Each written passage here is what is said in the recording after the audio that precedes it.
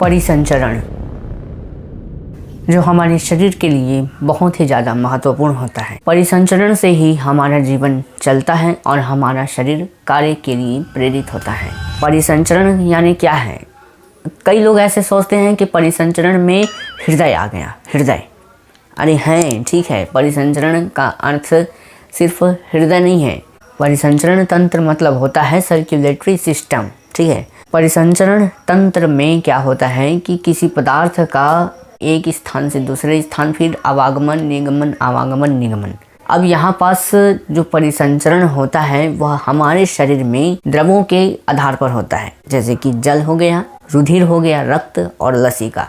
हृदय को परिसंचरण तंत्र नहीं कहेंगे, ठीक है, ये बात आपको ध्यान में रखना है।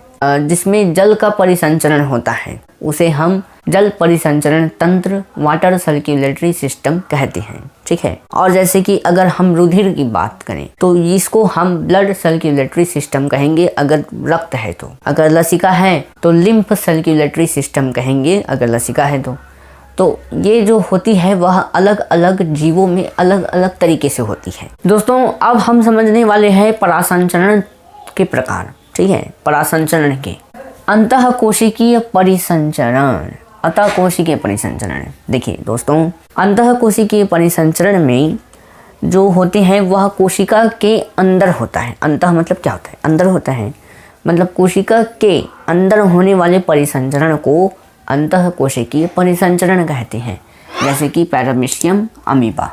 अब देखिए, ये जो है वह जल के संपर्क में रहते हैं दोस्तों, ठीक है। पैरामीशियम, अमीबा, ये जितना भी एक कोशिकीय जीव हैं वो जल के संपर्क में रहते हैं और जल में परिसरण के माध्यम से इनमें परिसंचरण होता है। जल में क्या घुला है? O2 और लवण घुले हुए हैं। O2 और लवण को लेंगे और उसमें जो उत्सर्जी पदार्थ है उसको बाहर निकाल देंगे। फिर उसके बाद O2 और लवण को लेंगे, फिर उसके बाद उसको बाहर निकाल देंगे। तो इसी प्रकार से इनका परिसंचरण होता है। और उसके बाद हो गया बाह्य कोशिकीय परिसंचरण, मतलब कोशिका के बाहर होने वाले परिसंचरण, ठीक है। कोशिका के बाहर परिसंचरण जो होता है वह दो प्रकार का होता है। पहला है अतिरिक्त जीवी परिसंचरण, यहाँ पास कंफ्यूजन मत होना भैया। पहला है अतिरिक्त, दूसरा है अंतरा। अतिरिक्त और अंतरा दोनों में अंतर है, ठीक है। मैं अभी समझाऊंगा आपको अच्छे से। अतिरिक्त क्या है? देखिए, अतिरिक्त जीवी परिसंचरण में स्पंज हो गया, हाइड्रा हो गया, आरेनिया आदि प्रकार के जो जीव होते हैं उनमें वह परिसंचरण तंत्र होता है। अब ये परिसंचरण तंत्र होता कैसे है इनमें? देखिए, इनके शरीर में कुछ रुधिर, लसिका जैसे पदार्थ नहीं होते हैं। इनमें खुद की द्रव नहीं होते हैं जो शरीर में परिसंचरण करे, ऐसा नहीं होता है। इनमें जो बाहरी द्रव है जैसे कि जल है, उनके माध्यम से इनमें क्या होता है? परिसंचरण की क्रिया होती है, ठीक है। जल परिसंचरण तंत्र के माध्यम से इनमें जीवन चलता है, ये आपको समझना है। ये आप समझ गए। अंतराजीवी परिसंचरण 4 प्रकार का।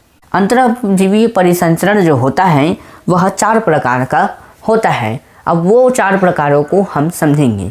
अब हम अंतराजीवी परिसंचरण समझते हैं कि अंतराजीवी परिसंचरण कितने प्रकार के होते हैं। अंतराजीवी परिसंचरण जो होते हैं वह 4 प्रकार के होते हैं। पहला है मृदुदकीय परिसंचरण, दूसरा है देहगुहिक परिसंचरण, तीसरा है रुधिर संवहनी परिसंचरण और लसिका संवहनी परिसंचरण। मृदुदकीय परिसंचरण जो होता है वह संकुचन के द्वारा होता है।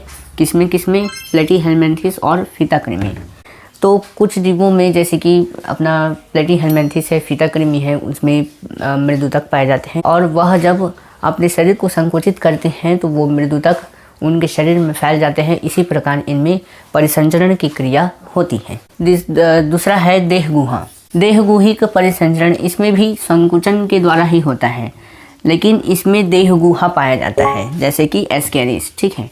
इसकी देहगुहा में क्या होता है कि जो भोजन पच जा रहता है, इसमें जो खाद्य पदार्थ होती है वह पच जाती है और फिर उसके बाद वही एक प्रकार से द्रव का निर्माण करता है, संवहनी द्रव का निर्माण करता है।